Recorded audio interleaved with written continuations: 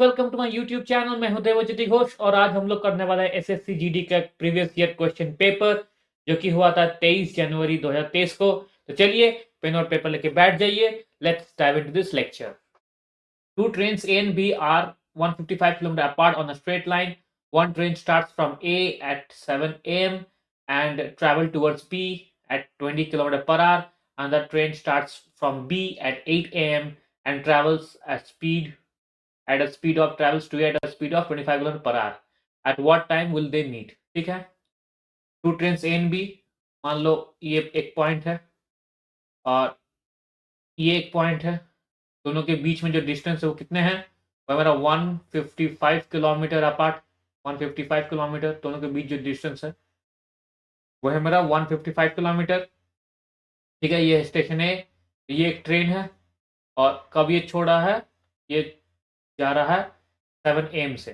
ठीक है, और कितने स्पीड में?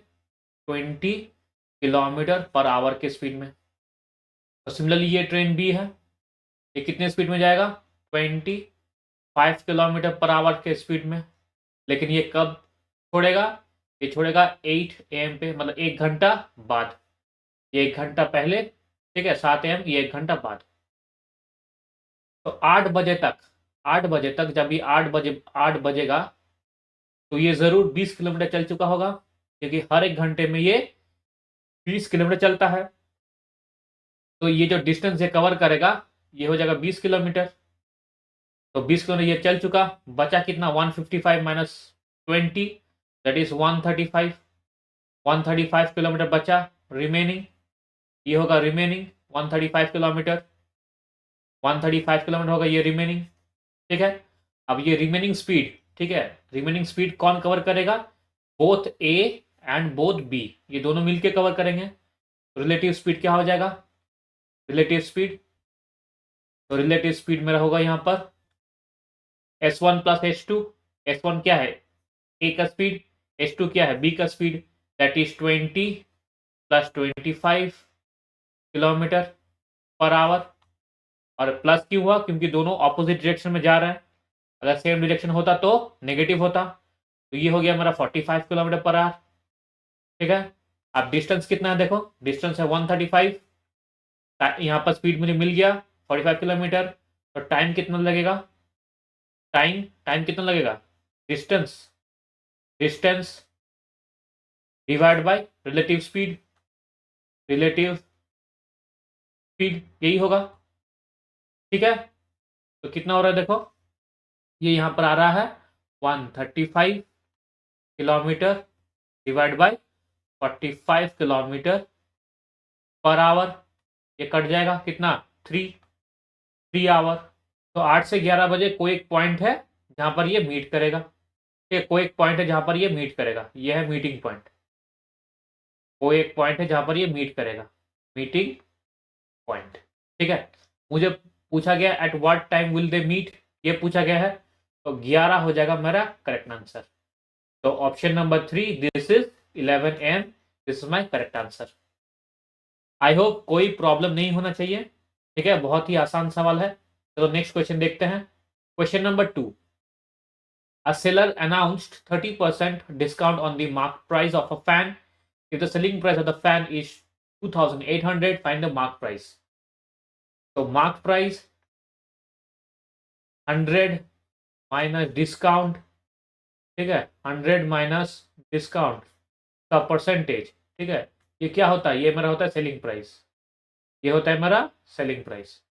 मार्क प्राइस देखो, 100 माइनस डिस्काउंट 100 है और डिस्काउंट किया 30, तो 100 माइनस 30 दैट इज 70%। 70% तो 70 बाई 100 कर दिए, इक्वल्स टू SP कितना है मेरा? 2800। अब ये एक जीरो कटेगा, 7 से जाएगा ये कितना? 7 से जाएगा ये 400। तो MP मेरा क्या हो गया? 400 और इधर इंटू 10, MP मेरा हो गया यहाँ पर 4000। तो 4000 रुपये, ऑप्शन नंबर 1 मेरा करेक्ट आंसर। ठीक है, चलो नेक्स्ट क्वेश्चन देखेंगे। क्वेश्चन नंबर 3 देखते हैं। After a discount of 15% on the mark price the profit is 5%। What percent discount on the mark price be there to have a profit of 8%? मतलब 8% profit चाहिए। ठीक है, एक चीज देखो, मार्क प्राइस 100 माइनस डिस्काउंट, ये तो मेरा फॉर्मूला है। 100 minus discount percentage should be equals to CP cost price, ये होता है 100 plus minus profit, 100 plus minus profit और लॉस परसेंटेज। ठीक है, ये फॉर्मूला होता है। ये भी है मेरा एसपी, ये फॉर्मूला डिनोट करता है मेरा एसपी सेलिंग प्राइस, ये फॉर्मूला भी डिनोट करता है मेरा सेलिंग प्राइस। ठीक है, ये फॉर्मूला भी डिनोट करता है मेरा सेलिंग प्राइस। ठीक है, अब देखो एमपी की इतना है मुझे नहीं पता, लेकिन 100 में डिस्काउंट कितना है, ये हो गया मेरा 85 परसेंटेज, दोनों में एलिमिनेट हो जाएंगे। अब सीपी क्या है मुझे नहीं पता, लेकिन प्रॉफिट क्या दिया है 8%, तो 100 प्लस 8, 108। ठीक है, ये 5 से कटेगा 17, ये 5 से कटेगा 21, तो M P by C P का वैल्यू क्या क्या आया 21/17। अब देखो सेम चीज क्या है, मार्क प्राइस देखो दिया है 8% प्रॉफिट चाहिए, तो मार्क प्राइस ये 100 माइनस एक्स डिस्काउंट, डिस्काउंट मुझे नहीं पता, should be equals to CP, CP कितना है, सीपी यहाँ पर है 17, मार्क प्राइस यहाँ पर कितना है, मार्क प्राइस देखो मार्क प्राइस यहाँ पर है 21। ठीक है 21, ये रेशियो है, जो भी रेशियो हो जाए वो मैं रेशियो में लाऊंगा। ठीक है, अब देखो ये 8% क्या है 108, 108, तो 100 minus X divide by 108 should be equals to CP by MP, that is 17/21। अब देखो क्योंकि रेशियो में है, अब तो कोई प्रॉब्लम नहीं है, ऐसे में इसको 21 यूनिट या 17 यूनिट लिखना चाहिए था, क्योंकि मुझे रेशियो में ही लाना है, तो अब तो कोई दिक्कत की बात है नहीं। ठीक है, अब देखो ये कितना आ रहा है, देखो अगर इससे अगर फिर से अगर काटेंगे 3 से, ये मेरा आएगा 7, 3 से काटेंगे तो ये कितना आएगा, ये आएगा 36। ठीक है, तो 700, 700 माइनस का 7x is equals to 13 6 102, 2 carry 10, 13 17 17 6 102, 2 carry 10, 17 3 51, 51 plus 10 612 आ रहा है। ठीक है, अब देखो 7x का वैल्यू क्या आएगा, 700 माइनस 612 दैट इज 88, एक्स का हमारा मान कितना आ रहा है 88/7, 88/7। अब 88/7 कुछ भी हो, ये तो 12 पॉइंट समथिंग आएगा, कुछ भी हो 12 पॉइंट समथिंग आएगा, 12 में सिर्फ यही है एक ही ऑप्शन, तो ऑप्शन नंबर 1 हो जाएगा मेरा करेक्ट आंसर। ठीक है, चलो नेक्स्ट क्वेश्चन देखते हैं। Question number 4, find the average of the first 9 prime numbers. Prime numbers बोला है फर्स्ट 9 प्राइम नंबर्स, ये प्राइम नंबर्स क्या होता है, a number which divides by 1 and the number itself। ठीक है, कोई एक नंबर जो अपने आप से या नंबर 1 से या एक नंबर से डिवाइड होता है वो होता है प्राइम नंबर। जैसे कि देखो 2, 3, 5, 7, 11, 13, 17, 19, 2 3 5 7 11 13 17 19 और एक आएगा 23। ठीक है, आप देखो ऐड करते हैं, ये हो जाएगा 30। ठीक है, ये हो जाएगा 30, तो हो गया टोटल 60 यहाँ पर 60, ये मेरा हो गया 30। ठीक है, तो प्लस 30, 5 3 8 प्लस 10, 10 आ गया, कितना आया यहाँ पर 100, 100 डिवाइड बाई 9, ये कितना आएगा 100 divide by 9 that is 11 1/9, option number 3 हो जाएगा मेरा करेक्ट आंसर। ठीक है, कोई दिक्कत की बात नहीं होना चाहिए। चलो नेक्स्ट क्वेश्चन देखते हैं। Question number 5, A and be together can complete a work in 8 days, A alone can complete it in 16 days, B works at 50% efficiency, then in how many days A and B together will complete the work। अब देखो A plus B कोई भी काम को खत्म कर रहा है कितने दिन में, 8 दिन में, 8 डेज, 8 डेज। ठीक है, A खुद एक काम को खत्म कर रहा है कितना दिन में, 16 दिन में, 16 डेज। अगर देखा जाए इसका एफिशिएंसी क्या हो जाएगा फिर, अगर मेरा अगर देखा जाए टोटल वर्क, टोटल वर्क क्या आता है? टोटल वर्क आता है नंबर ऑफ डेज का एलसीएम, ये नंबर ऑफ डेज का इसका आएगा एलसीएम, एलसीएम लेंगे तो आया टोटल वर्क। तो एलसीएम कितना होगा मेरा यहाँ पर 16। अगर 16 टोटल वर्क आ रहा है तो एफिशिएंसी मेरा क्या होगा? यहाँ पर एफिशिएंसी आएगा 2। ये एफिशिएंसी कितना आएगा? ये आएगा 1। अब देखो इसका एफिशिएंसी हो गया 2, इसका एफिशिएंसी हो गया 1। अब ए तो 1 है, ए तो यहाँ पर 1 है, तो ऑब्वियसली बी क्या होना चाहिए? बी भी यहाँ पर 1 होना चाहिए। लेकिन देखो यहाँ पर क्या बोला? B works at 50% efficiency. ठीक है, अगर बी वर्क करके 50% एफिशिएंसी से काम कर रहा हो, देन हाउ मेनी डेज ए और be together can complete the work. तो आप देखो एफिशिएंसी क्या हो जाएगा? अब रिलेटिव एफिशिएंसी का देखा जाए, रिलेटिव एफिशिएंसी, क्योंकि ए क्या कम कर रहा है? ए तो सेम सेम जो काम जो एफिशिएंसी वो तो सेम कर रहा है, लेकिन बी क्या हो गया? उसका एफिशिएंसी 50% रिड्यूस हो गया। ठीक है, तो रिलेटिव एफिशिएंसी क्या हो जाएगा? देखो यहाँ पर ए प्लस बी का रिलेटिव एफिशिएंसी यहाँ पर बन जाएगा 1 प्लस हाफ, तो ये हो जाएगा मेरा 3/2। अब 3/2 है मेरा एफिशिएंसी। ठीक है, टोटल वर्क है ये मेरा। नंबर ऑफ डेज, डेज कितना टाइम लगेगा? नंबर ऑफ डेज या टाइम कितना लगेगा? वो होता है मेरा total work divide by efficiency. यहाँ पर क्या हो जाएगा? Relative efficiency. ठीक, अब देखो टोटल वर्क कितना है मेरा यहाँ पर? 16, और रिलेटिव एफिशिएंसी क्या है यहाँ पर? 3/2, तो इंटू 2 आ गया, ये हो जाएगा 32। 32/3, 32/3, तो ऑप्शन नंबर देखो 3, ये हो जाएगा मेरा करेक्ट आंसर। समझ में आया? तो चलिए नेक्स्ट क्वेश्चन देखते हैं। क्वेश्चन नंबर 6 देखते हैं। ए shopkeeper has found that the selling price of the product is 90% of the cost price. Selling price is rupees 90 per kg, so in order to get a profit he weighs only 800 grams in place of 1 kg. Determine the profit earned by the shopkeeper by selling 1 kg of the product. अब देखो selling price क्या दिया है? Selling price दिया है 90% of CP, 90% of CP. अब देखो 90% of CP क्या है? देखो 90% ऑफ सीपी, 90% ऑफ सीपी, इसका वैल्यू कितना दिया है? 90। ठीक है, तो 1% का वैल्यू 1, तो सीपी का कितना वैल्यू हो जाएगा? 100% ऑफ सीपी क्या हो जाएगा? वो हो जाएगा 100 रुपए। तो सीपी का क्या वैल्यू हो जाएगा? ₹100, ये हो जाएगा। अब एक चीज देखो, 100 रुपीज, ठीक है, ये 100 रुपीज जो भी प्रोडक्ट हो, प्रोडक्ट कितने का है? 1000 ग्राम का है, ये है उसका एग्जैक्ट वैल्यू। अब वो दे कितने में रहा है?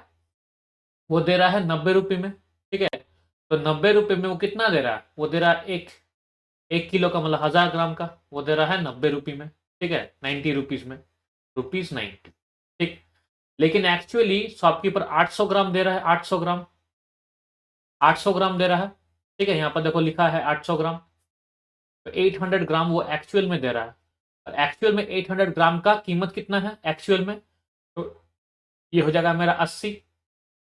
एक्चुअल कीमत है 800 ग्राम का 80, जो कि वो दे रहा है कितने में? 90 में दे रहा है। अब देखो प्रॉफिट कितने का हुआ? यहाँ पर है 80, यहाँ पर है 90, प्रॉफिट हुआ मेरा 10 का, तो ₹10 हो जाएगा मेरा करेक्ट आंसर। ऑप्शन नंबर 3 मेरा करेक्ट आंसर। ठीक है, तो नेक्स्ट क्वेश्चन देखते हैं। Question number 7। In 4 hours, a boat goes 12 kilometers along the stream. It covers 6 kilometers against the stream in the same time. ठीक है, the speed of the boat in still water.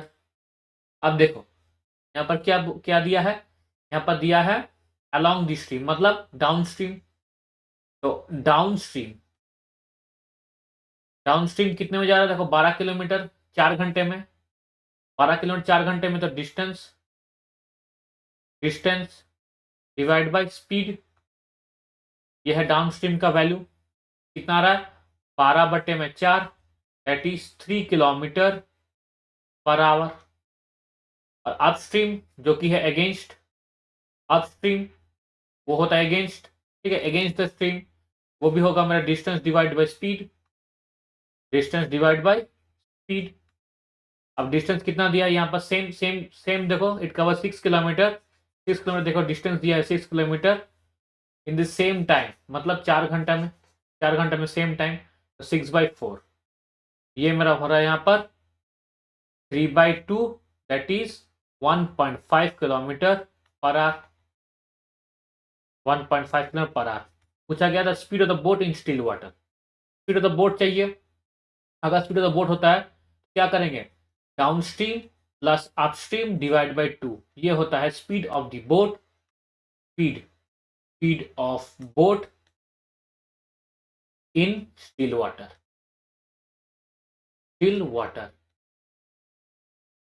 यह formula downstream plus upstream divide by 2। Downstream कितना है देखो 3 plus upstream 4.5 divide by 2 that is equals to 2.25 kilometre per hour. ये हो जाएगा मेरा speed of the boat in still water. Option number 4 मेरा correct answer. ठीक है, चलो नेक्स्ट क्वेश्चन देखते हैं। Question number 8, the difference between compound and simple interest on a certain some of money at a rate of interest rate of 20% per annum for 1.5 years is rupees 6,200. When the interest compounded semi-annually, find the sum of money. ठीक है, semi annually ये compound हो रहा है। ठीक है, अब बोला गया है तीन, ये हो रहा है 1.5 साल के लिए, तो मतलब 3 बार काउंट होगा, 3 बार। ठीक है, अब एक चीज देखो, मान लो कोई भी कुछ भी हो, ठीक है, कुछ भी हो, यहाँ पर इंटरेस्ट क्या क्या है देखो 20% पर एनम का है, तो 20% है मेरा पर एनम। लेकिन अगर सेमी एनुअली हो या हाफ ईयरली हो, तो इंटरेस्ट को क्या करेंगे, इंटरेस्ट को कर देंगे divide by 2 is equal to 10%। अब कितना बार हो रहा है देखो, 3 बार हो रहा है, तो लेट दी प्रिंसिपल को क्या लेंगे, प्रिंसिपल को देखो यहाँ पर लेंगे हम, प्रिंसिपल को यहाँ पर लेंगे, मान लो 1000, मान लो 1000। 1000 का देखो फर्स्ट क्वार्टर जो first half yearly first half वाली क्या होगा 1000 का 10%, वो हो जाएगा मेरा 100। ठीक है, सेकेंड हाफ ईयरली देखो, सेकेंड हाफ ईयरली क्या हो जाएगा, इसका तो फिर गिरेगा 100 और इस 100 का 10% गिरेगा, इंटरेस्ट का भी इंटरेस्ट गिरता है, तो ये हो जाएगा मेरा यहाँ पर 10। थर्ड हाफ ईयरली देखो, थर्ड हाफ ईयरली क्या होगा, ये 1000 का 10%, फिर से 100, इस 100 का 10% यहाँ पर 10, इस 100 का 10% यहाँ पर 10 और इस 10 का 10% यहाँ पर 1, ये हो रहा है।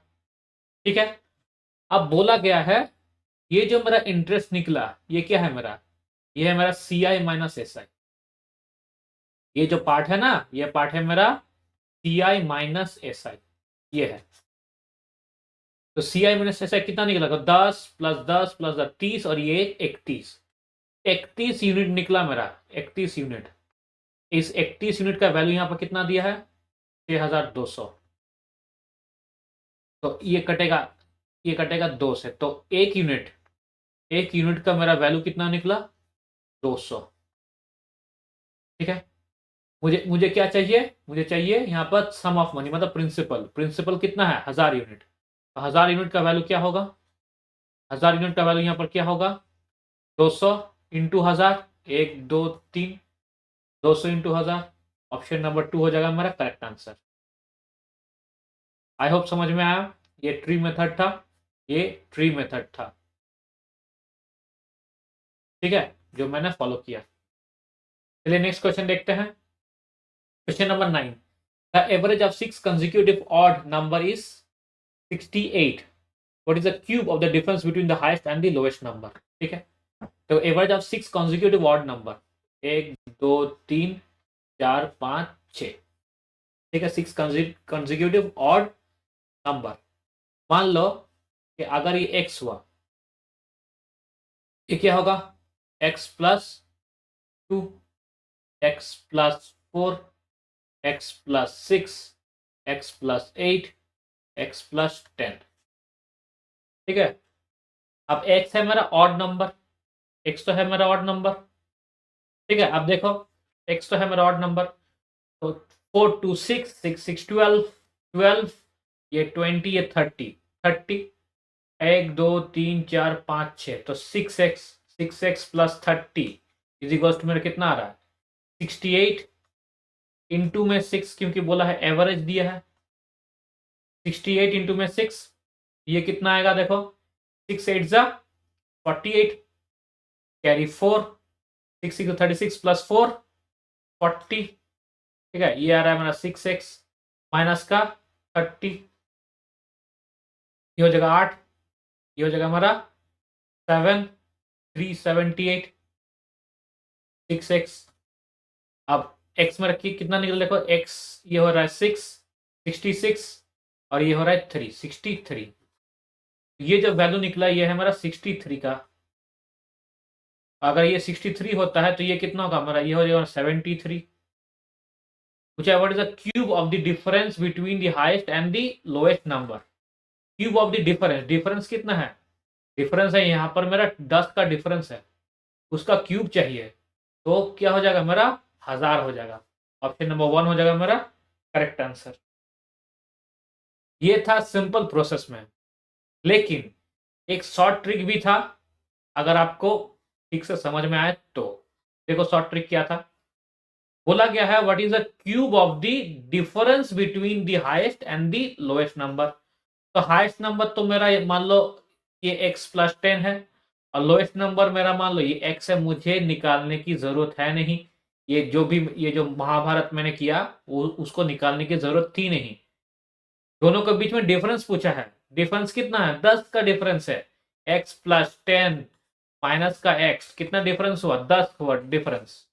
यही तो पूछा है difference between the highest and the lowest number का क्यूब। तो 10 का क्यूब तो ये 1000 तो ऐसे ही आ जाता। ये महाभारत जो था वो निकालने की जरूरत थी नहीं। लेकिन अगर कभी भी आपको ऐसा क्वेश्चन दे जहां पर आपको ये x का वैल्यू चाहिए तो आप ऐसे निकाल सकते हैं, ठीक है। आई आई होप कोई प्रॉब्लम नहीं होना चाहिए। चलिए नेक्स्ट क्वेश्चन देखते हैं। Question number 10, two person P and Q working together can do a piece of work in 18 days. Q alone can do it in 36 days. Q started the work and after working for 6 days he left the work. He then took up the remaining work. How many days will P take to complete the remaining work? देखो P plus Q एक कोई काम को कर रहा है कितना दिन में 18 डेज में, डेज लिख देते हैं, यह है 18। और Q अकेला उस काम को कितना दिन में कर रहा है 36 डेज में। तो एलसीएम अगर लेंगे, एलसीएम कितना आएगा मेरा 36 आएगा एलसीएम।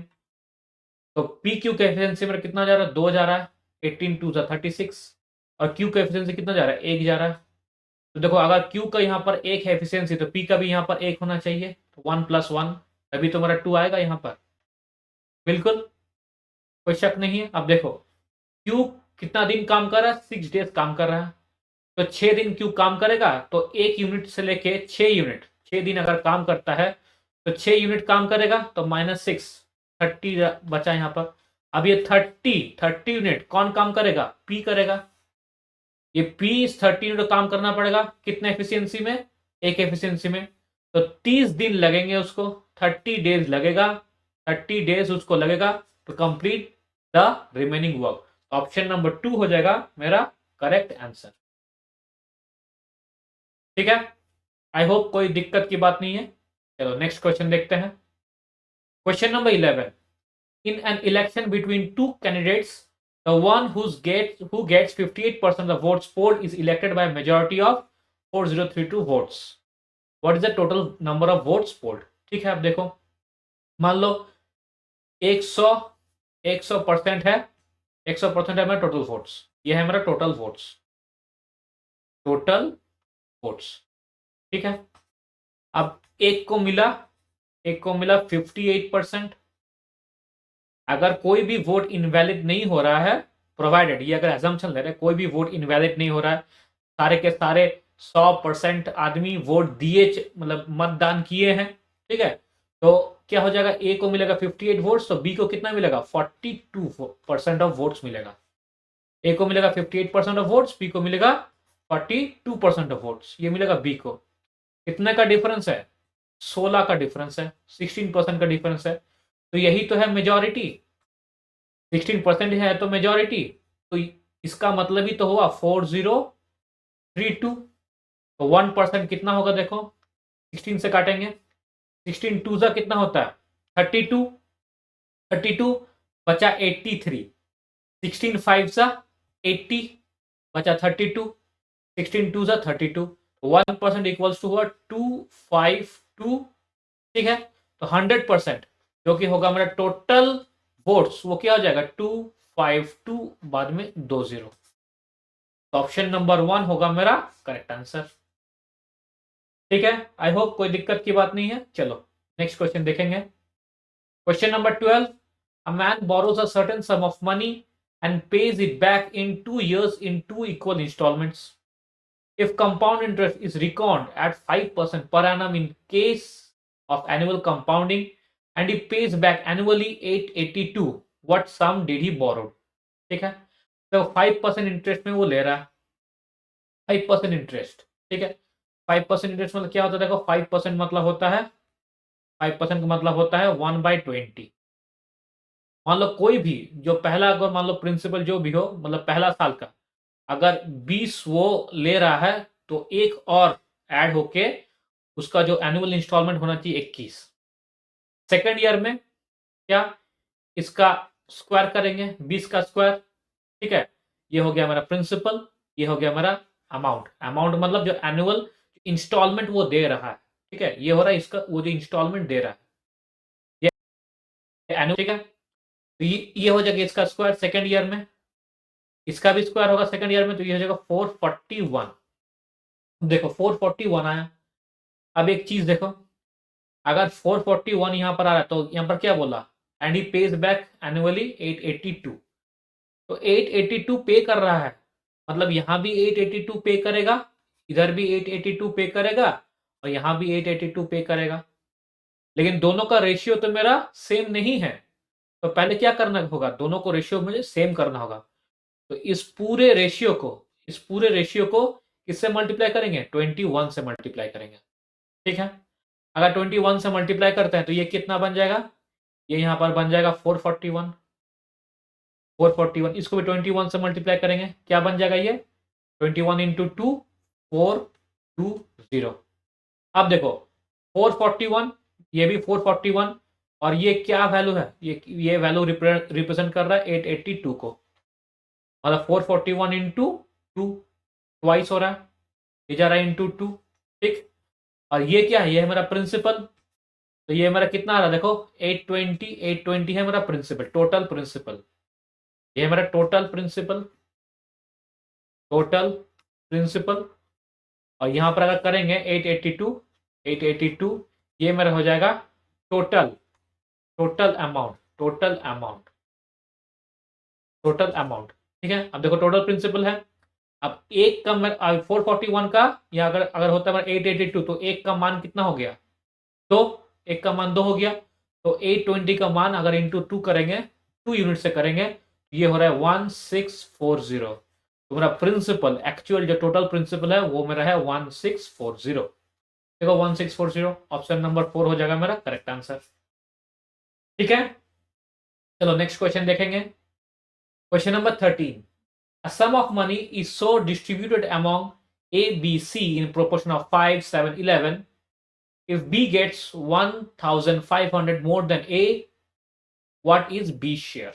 ठीक है, अब देखो A, ठीक है, B, ये C है, A है 5, B है 7, C है मेरा 11। बोला गया है B को कितना मिला, A से 1500 ज्यादा मिला।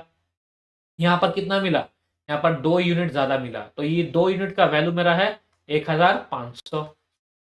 ठीक है, अब बोला है बी शेयर पूछा गया है, तो 2 यूनिट का वैल्यू है मेरा 1500, 1 यूनिट का वैल्यू मेरा क्या हो जाएगा 750। ये है मेरा 1 यूनिट का वैल्यू।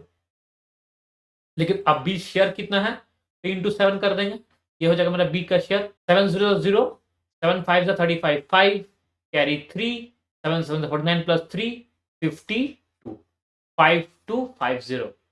तो ऑप्शन नंबर 1 हो जाएगा मेरा करेक्ट आंसर।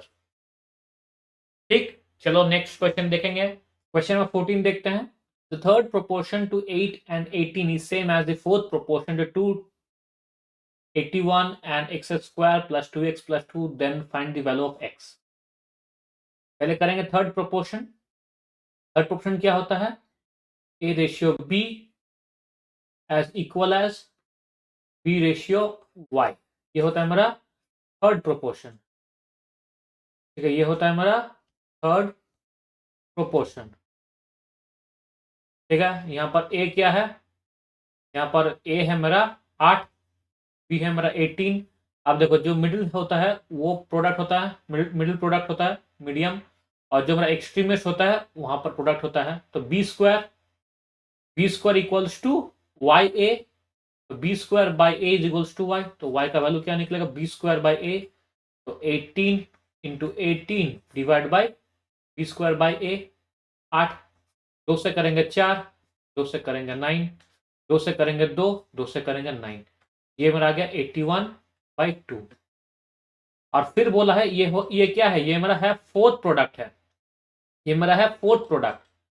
तो फोर्थ प्रोडक्ट में क्या होता है देखो, A ratio B as equal as C ratio x.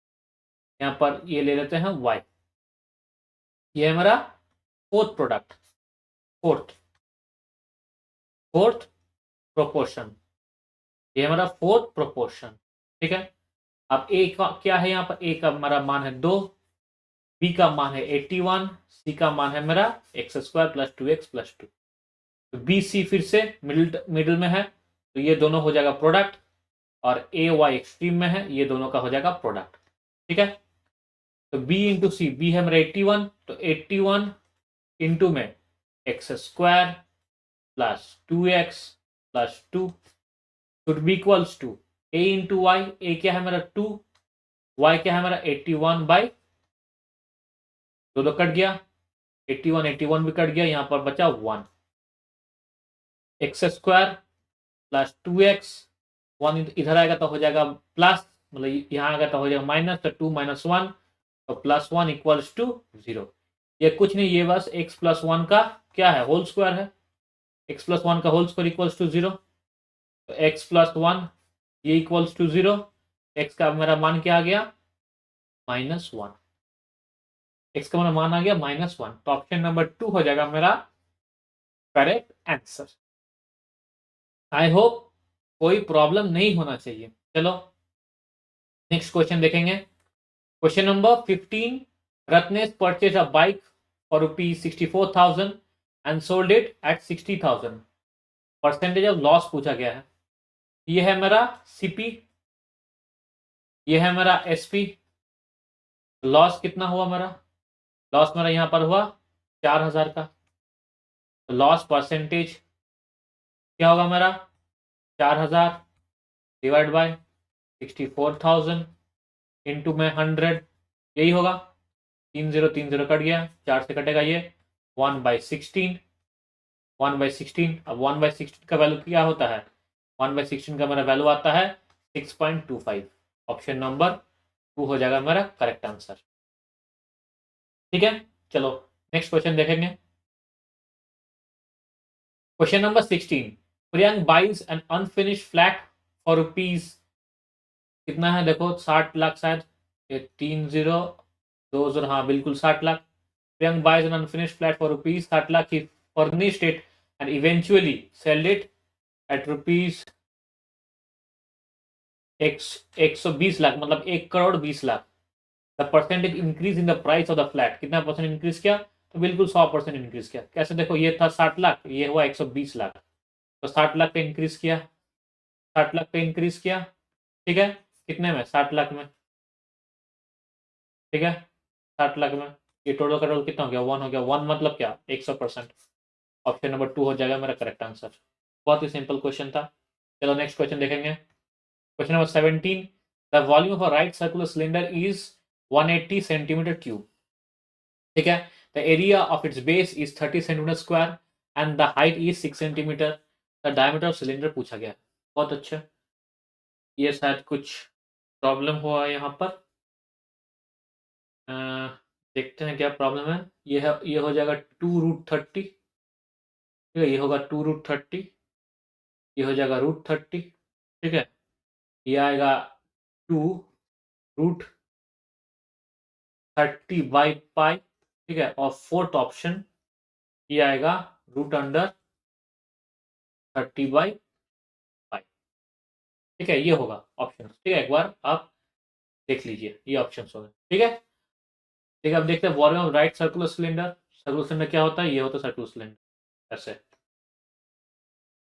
ठीक है। ये होता है मेरा सर्कुलर सिलेंडर, ये सर्कुलर सिलेंडर। वॉल्यूम दिया है, वॉल्यूम क्या होता है? पाई आर स्क्वायर एच होता है volume, pi R square H. R क्या? आर मेरा है यहाँ पर रेडियस आर, और एच क्या है? एच है हमारा यहाँ पर हाइट, ये है मेरा हाइट, ठीक है। ये है मेरा हाइट। अब बोला गया है area of the base, base क्या दिया है? 30 सेंटीमीटर स्क्वायर, मतलब pi R square, pi R square ये है मेरा बेस। इसका क्या वैल्यू दिया है? 30 सेंटीमीटर स्क्वायर, मतलब 30। हाइट दिया है कितना? हाइट दिया है यहाँ पर 6, बिल्कुल। हाइट यहाँ पर दिया है मेरा 6 सेंटीमीटर।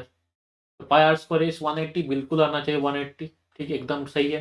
लेकिन पूछा गया है डायमीटर, पूछा गया है। तो डायमीटर पूछा गया है, आर का मुझे वैल्यू निकालना होगा। आर का आर स्क्वायर, आर का मुझे वैल्यू निकालना होगा। देखो आर स्क्वायर का क्या वैल्यू है? 30/π, 30/π, ये है आर का वैल्यू, आर स्क्वायर का वैल्यू। आर का वैल्यू क्या होगा यहाँ पर? रूट अंडर 30/π, ठीक। तो डायमीटर चाहिए तो 2r चाहिए मुझे। 2r का वैल्यू यहाँ पर क्या हो जाएगा? 2 इंटू रूट 30/π, ठीक। 2 इंटू रूट 30/π, तो ऑप्शन नंबर 3 ये हो जाएगा मेरा करेक्ट आंसर, ठीक है। ऑप्शन नंबर 3 हो जाएगा मेरा करेक्ट आंसर। ओके, क्वेश्चन में कुछ था नहीं, बिल्कुल हलवा था। चलिए नेक्स्ट क्वेश्चन देखेंगे। Question number 18, 4 cows are tied at 4 corners of a rectangular field of length 30 meter and 20 and width 20 meter. The length of rope is 7 meter. What is the area of the field that cows cannot gaze? ठीक है, मान लो ये एक rectangular है, ये एक rectangular है, ठीक है। बोला गया ये है 30 मीटर, 30 मीटर, और ये दिया है कितना? 20 मीटर, ये मेरा 20 मीटर। अब यहाँ रोप है, इधर से है 7, ठीक है। अगर वो घूमता है वो बिल्कुल ऐसे घूमेगा, 7, यहाँ भी 7, ये पॉइंट भी 7, ये भी 7 मीटर, ये भी 7 मीटर। सिमिलरली ये बिल्कुल ऐसे घूमेगा, 7 मीटर, 7 मीटर। सिमिलरली यहाँ भी ऐसा ही होगा, ये बिल्कुल ऐसे घूमेगा, 7 मीटर, 7 मीटर। सिमिलरली यहाँ ये बिल्कुल ऐसे घूमेगा, 7 मीटर, 7 मीटर। अल्टीमेटली अगर ये देखा जाए, ये जो आप एरिया देख रहे हैं ना, ये कुछ नहीं, एक सर्कल का क्वाड्रेंट है, ये एक सर्कल का क्वाड्रेंट है। और सर्कल का रेडियस क्या हुआ मेरा? सर्कल का रेडियस हुआ ये मेरा 7 मीटर। जो 7 सेंटीमीटर है ये हो जाएगा मेरा सर्कल का रेडियस, सर्कल का रेडियस हुआ मेरा। और मुझे चाहिए क्या? मुझे चाहिए ये एरिया, ये एरिया चाहिए, ये जो मेरा बच गया ये एरिया मुझे चाहिए, ठीक है। तो टोटल जो भी मेरा एरिया है, टोटल जो रेक्टेंगल का जो भी एरिया है, अगर उससे ये सर्कल का एरिया माइनस कर देंगे तो ही ये मेरा एरिया निकल जाएगा, बिल्कुल। तो total area of the total area of rectangular field, of rectangular field, rectangular field, rectangular field क्या हो जाएगा? ये मेरा होगा 30 इंटू में 20, दैट इज 600 मीटर स्क्वायर, यही होगा 600 मीटर स्क्वायर। और मुझे क्या चाहिए? एरिया चाहिए इसका, इस चीज़ का एरिया चाहिए। तो एरिया ऑफ अ सर्कल, क्योंकि देखो 4 क्वाड्रेंट है, एक क्वाड्रेंट ये रहा, 2 क्वाड्रेंट ये रहा, 3 क्वाड्रेंट ये रहा, चौथा क्वाड्रेंट ये रहा, ये चारों क्वाड्रेंट मिलके एक सर्कल बन जाएंगे। तो एरिया ऑफ सर्कल क्या हो जाएगा? पाई आर स्क्वायर, तो 22/7 इंटू आर स्क्वायर इंटू 7 साथ साथ कट गया, ये कितना हुआ हमारा? 154 मीटर स्क्वायर। तो रिमेनिंग एरिया कितना होगा? रिमेनिंग एरिया रिमेनिंग एरिया कितना होगा 600 माइनस 154 मीटर स्क्वायर, यही होगा रिमेनिंग एरिया। ये हो जाएगा 46 446। ऑप्शन नंबर 4 मेरा हो जाएगा करेक्ट आंसर। ठीक है, सिंपल था। आई होप आपको समझ में आया। चलिए नेक्स्ट क्वेश्चन देखते हैं। Question number 19, which of the following is divisible by, यहाँ पर 24। अब देखो 24 का मेरा अगर देखा जाए, मेरा मल्टीपल क्या आता है 6 इंटू 4। इसका तो 2 आता है, इसका आता है 3 इंटू 2। तो एक तो मुझे 4 को देखना होगा और एक मुझे 3 को देखना होगा। बस सब सब में देखो दो दो डिविजिबल है, सब तो इवन है, तो 2 से तो बिल्कुल होगा। अब देखना है 4 से और 3 से होना चाहिए। देखो ये तो 4 से डिविजिबल है, बिल्कुल है। ये भी 4 से डिविजिबल है, ये भी 4 से डिविजिबल है। ये नहीं है, ये 4 से डिविजिबल नहीं है। ये तो ऑप्शन मेरा नहीं होगा। ठीक, ये ऑप्शन मेरा रॉन्ग है, 4 से डिविजिबल, क्योंकि ये नहीं है। अब देखना है 6 से हो रहा है कि नहीं हो रहा है। 6 से होने में इसको पहले 3 से और 2 से होना होगा, तो बिल्कुल 2 से बिल्कुल है। अब 3 से होना है। देखो 9 यहाँ पर क्या है 4 2 6, ये बिल्कुल डिविजिबल है 3 से, बिल्कुल है। 8 1 9 6, ये भी 3 से डिविजिबल है। अब देखो 5 2 7 और ये 8, ये भी बिल्कुल डिविजिबल है। आप कैसे करेंगे? 24 से देखो 3 से तो सारे के सारे डिविजिबल है, 2 से भी सारे के सारे डिविजिबल हैं, फिर 4 से भी सारे के सारे डिविजिबल हैं। आप कैसे करेंगे? ठीक है, अब एक चीज देखो, एक और देखना है यहाँ पर 8। 8 देखना, 8 इंटू 3 भी तो मल्टीपल होता है। अब 8 को अगर देखना है तो लास्ट का 3 डिजिट क्या होना चाहिए, 8 से डिविजिबल होना चाहिए, लास्ट का 3 डिजिट। तो 941 8 से करेंगे तो 8 1 8। ठीक है, बचा 14 कभी डिविजिबल नहीं है 8 से, तो ये हो गया रॉन्ग। अब यहां देखते हैं 86 है, 8 1 8। ठीक है, यहाँ पर 6 है, 8 7 56, बिल्कुल नहीं हो रहा, तो ये भी रॉन्ग। 8 1 8 बिल्कुल है, अब 56 है, 8 7 56। तो ऑप्शन ऑप्शन 4 हो जाएगा मेरा करेक्ट आंसर। समझ में आया? पहले कैसे चेक करें? पहले यहाँ पर चेक किया मैंने 6 इंटू 4 से। 6 का मेरा यहाँ पर मेरा मल्टीपल क्या है 3 इंटू 2, और 4 का मल्टीपल यहाँ पर 2 इंटू 2। इन दोनों से चेक किए, ये दोनों सेटिस्फाई कर गया।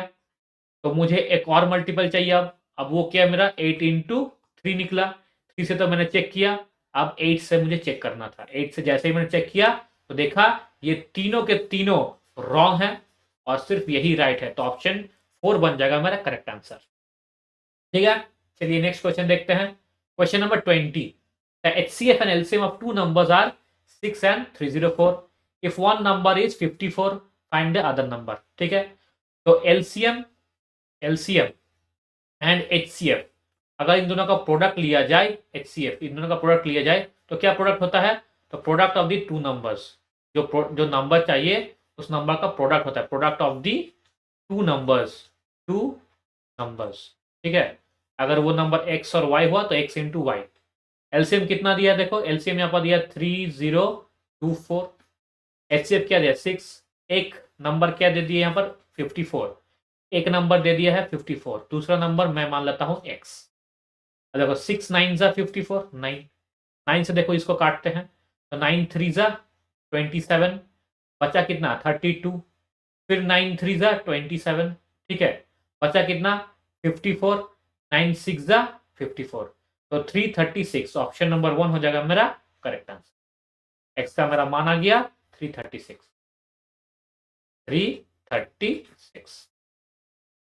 ओके, तो ये थे 20 क्वेश्चंस जो इस साल एसएससी जीडी में पूछे गए थे।